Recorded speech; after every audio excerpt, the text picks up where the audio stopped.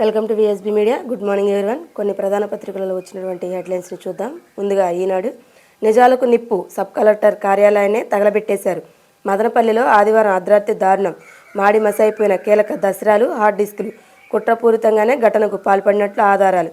కార్యాలయానికి కూతవేటు దూరంలో ఆర్డీఓ నివాసం. ఘటనపై కలెక్టర్, ఎస్పీలకు సమాచారం ఇవ్వని వైనం. 10 రోజులుగా సీసీ కెమెరాలు ఆపేశారు.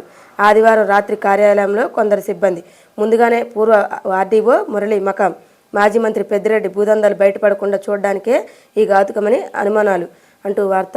కుట్రపూరితంగానే తగలబెట్టేశారనిపిస్తుంది. సీసీ కెమెరాలు పనిచేయట్లేదు, షార్ట్ సర్క్యూట్ అయినట్లు లేదు.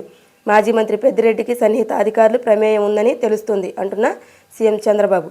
ప్రమాదం కాదు, కుట్రకోణమే. ఆర్డీఓ, సిఐల ఆలసత్వంపై అనుమానాలు. డీజీపీ ద్వారకా తిరుమలరావు వెల్లడి అంటూ వార్తను ఇక్కడ హైలైట్ చేశారండి. అలాగే మరొక వార్తను చూస్తున్నట్లయితే, గత ప్రభుత్వ పాలనలో అంచనాకు అందనంత నష్టం, వ్యవస్థల విధ్వంసం, విపరీతమైన అవినీతి, అమరావతిని నాశనం చేశారు, పోలవరాన్ని పట్టాలు తప్పించారు. కష్టంగా మారిన రాష్ట్ర పునర్నిర్మాణ ప్రక్రియ, అర్థవంతమైన చర్చల తర్వాత పూర్తి బడ్జెట్. ఉభయ సభలను ఉద్దేశించి ప్రసంగించిన గవర్నర్ జస్టిస్ అబ్దుల్ నజీర్ అంటూ వార్త. అలాగే సవాళ్లున్న మెరుగైన పనితీరు, ప్రస్తుత ఆర్థిక సంవత్సరంలో వృద్ధి రేటు 6.5 నుంచి 7%, ఏటా 78.5 లక్షల ఉద్యోగాల్ని సృష్టించాలి. వ్యవసాయ రంగంలో సంస్కరణలు అవసరం, దేశంలో మానసిక సమస్యలు పెరుగుతున్నాయి ప్రస్తావించిన ఆర్థిక సర్వే. అలాగే ఈరోజు లోక్సభలో కేంద్ర బడ్జెట్ను ప్రవేశపెట్టనున్నారంటండి. అలాగే మధుసూదన్ రావు గుర్తుపెట్టుకో, అసెంబ్లీ గేటు వద్ద భద్రతా అధికారికి జగన్ హెచ్చరిక. సభలోకి ప్లకార్డులను తీసుకెళ్లరాదని ఆపినందుకు ఆగ్రహం. పోలీసులతో వైకాపా ఎమ్మెల్యేలు, ఎమ్మెల్సీల వాగ్వాదం. నేడు ఢిల్లీకి జగన్, అక్కడ నిరసన. ప్రస్తుత సమావేశాలకు వైకాపా దూరం అంటూ వార్త. అలాగే మరొక వార్తను చూసినట్లయితే, చట్టాన్ని చేతుల్లోకి తీసుకుంటే సహించను, తప్పు చేస్తే తమ భేదాలు చూడను, రాజకీయ కక్ష సాధింపులకు పాల్పడొద్దు, నన్ను 53 రోజులు అక్రమంగా జైల్లో పెట్టారు, కక్ష తీర్చుకోవాలనుకుంటే మొదట నేనే ఆ పని చేయాలి. పవన్ కళ్యాణ్ను ఇబ్బందులు పెట్టారు, ఆయన ఎలా స్పందించాలి? వైకాపా నాయకుల్లా మనం చేస్తే ప్రజలు హర్షించరు. ఎన్డీఏ శాసనసభ సమావేశంలో చంద్రబాబు స్పష్టీకరణ. ఇసుకలో ఎవరి జోక్యం చేసుకోవద్దని పునరుద్ఘాటన. ఇక ఆంధ్రజ్యోతి, ఆహార ధర దడ, 2 ఏళ్లలో రేట్లు రెట్టింపు, వాతావరణ మార్పులు, అకాల వర్షాలే కారణం. సవాళ్లు ఉన్న 2024-25లో వృద్ధి 6.5 నుండి 7%. ఆర్థిక సర్వేలో వెల్లడి. మానసిక ఆరోగ్యంపై ప్రత్యేక దృష్టి పెట్టాలి. 2050 కల్లా దేశంలో వృద్ధుల సంఖ్య రెట్టింపు, వారి సంరక్షణకు ప్రాధాన్యం ఇవ్వాలి. పెద్దల్లో 3 పెరిగిన స్థూలకాయం. విద్యా నాణ్యత పెంచాలి. యువతలో సగం మందికే ఉద్యోగ నైపుణ్యాలు. ఏటా 78 లక్షల కొలువులు.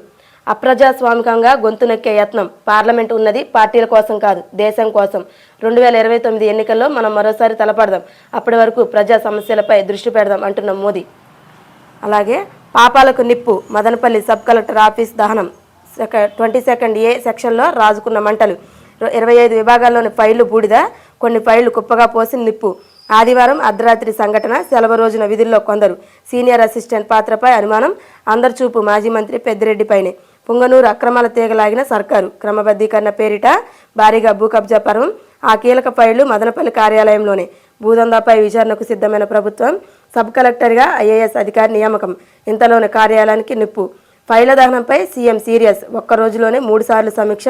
నేరుగా కలెక్టర్తోనే ఘటనపై ఆరా. తక్షణం వెళ్లాలని అధికారులకు ఆదేశం. హెలికాప్టర్లో అప్పటికప్పుడు మదనపల్లికి డీజీపీ, సిఐడి, ఏడీజీ.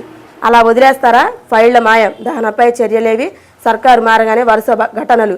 ఒక్కదానిపైన లోతైన దర్యాప్తు లేదు. ఏం చేసినా ఓకే అనేలా సంతకాలు. చివరికి సబ్ కలెక్టర్ ఆఫీస్ దహనం.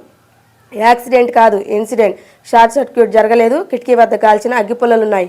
కీలకమైన 22nd ఏ సెక్షన్లోనే నిప్పు. దూరంగా కుప్పగా తగలబడిన ఫైలు. ప్రత్యేక బృందాలతో దర్యాప్తు. దీని వెనుక ఎవరున్నా వదిలేది లేదు. డీజీపీ ద్వారకా తిరుమల స్పష్టీకరణ అంటూ వార్తను హైలైట్ చేశారండి.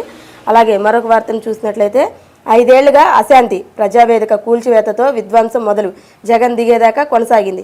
2014 నాటి విభజన నష్టం కంటే గత 5 ఏళ్లలో జరిగిన నష్టమే ఎక్కువ. ప్రజాస్వామ్యాన్ని ప్రమాదంలో పడేశారు. జనం జీవించే హక్కునే కోల్పోయారు. అమరావతిని నాశనం చేశారు. పోలవరం పూర్తిగా పట్టాలు తప్పింది.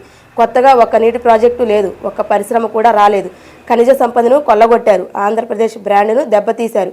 ప్రజాస్వామ్య పునరుద్ధరణకు అపూర్వ తీర్పు. ఉమ్మడి భేటీలో గవర్నర్ నజీర్ ప్రసంగం. అడ్డుకోవడానికే సభకు జగన్ అనుకో 16 నిమిషాలు నినాదాలు, వాకౌట్. మన మంచే మన బ్రాండ్, దానిని అందరూ కాపాడండి. గెలిపించిన ప్రజల ఆకాంక్షలేమిటో తెలుసుకోండి. ఇసుకలో రాజకీయ జోక్యం వద్దు, ప్రతీకార రాజకీయాలు వద్దే వద్దు. కూటమి ఎమ్మెల్యేకు చంద్రబాబు హితవు, జగన్ ఇంకా సీఎం అనుకుంటున్నావు, సభలో తీరు అభ్యంతరకరం అంటున్న పవన్. నామినేటెడ్ పదవుల్లో మిత్రపక్షాలకు అవకాశం ఇవ్వాలి అంటున్న నాదెండ్ల మనోహర్. వరద సహాయం పెంచాలి అంటున్న ఎమ్మెల్యేలు. అలాగే మరొక వార్తను చూసినట్లయితే, భారత పరీక్షా వ్యవస్థ ఒక మోసం, డబ్బుంటే దాన్ని కొనవచ్చని చాలామంది నమ్ముతున్నారు. ప్రతిపక్షం భావన కూడా అదే. లోక్సభలో రాహుల్ గాంధీ, విద్యామంత్రి ధర్మేంద్ర ప్రధాన్ రాజీనామా చేయాలి అంటున్న అఖిలేష్. ప్రతిపక్ష నేతలిది మొసలి కన్నీరు, యూపీఏ హయాం నాటి లీకేజీ గణాంకాలు బయటకొస్తే వారే ఇబ్బంది పడతారు అంటున్న ప్రధాన్. అలాగే మరొక వార్త, టీచర్ల అక్రమ బదిలీలు రద్దు, 917 మంది బదిలీల ఫైళ్లను తిరస్కరిస్తూ సీఎం కీలక నిర్ణయం. బొత్స హయాంలో అడ్డగోలు బదిలీలు, పలు దఫాలుగా 2400 మంది ట్రాన్స్ఫర్, టీచర్ల నుంచి రూ. 100 కోట్లు వసూలు, ఎన్నికలకు ముందు చేసినవి ఇప్పుడు రద్దు అంటూ వార్త. అలాగే జగన్ చిందులు, పోలీసులపై కస్సు బుస్సు, ఎల్లకాలం ఇలాగే ఉండదు, సింహాలకు అర్థం తెలుసా, అధికారంలో ఉన్న వాళ్ళకి సెల్యూట్ కొట్టడం కాదు, అసెంబ్లీ వద్ద హల్చల్, ప్లకార్డులు చించారంటూ ఫైర్. అప్పుడలా ఇప్పుడిలా అసెంబ్లీ రూల్స్పై జగన్ క్లాసు, నాడు సభల్లోకి ప్లకార్డులు వద్దని సుద్దులు, నేడు అడ్డుకున్నందుకు చిందులు, పోలీసులు అధికారులకు వార్నింగ్. అలాగే ఇంకో వార్తను చూసినట్లయితే, మేము చెప్తేనే చెయ్యాలి, అనేక జిల్లాల్లో నిలిచిన ఫ్రీ హోల్డ్ రిజిస్ట్రేషన్లు, జగన్ హయాంలో మంత్రులు పెద్దల భూదంద, చట్ట సవరణ ముసుగులో భారీగా కొనుగోళ్లు, సామాన్య పేద లబ్ధిదారులకు జరగని మేలు, సవరణ చట్టం కొనసాగిస్తారా లేదా, స్పష్టత ఇవ్వని కొత్త ప్రభుత్వం, ఈలోపే ఎమ్మెల్యేల తెరచాటు మంత్రాంగం అంటూ వార్త. పోలవరానికి 12,157 కోట్లు ఇవ్వండి, కేంద్రానికి మంత్రి నిమ్మల వినతి. జలశక్తి మంత్రి పటేల్తో ఢిల్లీలో భేటీ. కొత్త డయాఫ్రమ్ వాల్ నిర్మాణానికి కొత్త టెండర్కు వెళ్లాలా, పాత ఏజెన్సీతో కట్టించాలా, స్పష్టత కోరిన జనవరుల మంత్రి. పోలవరం సందర్శించాలని పటేల్కు ఆహ్వానం, నిమ్మల వెంట రామ్మోహన్ వర్మ. ఇక ఇవి ఈరోజు పత్రికలోని ప్రధాన వార్తలు.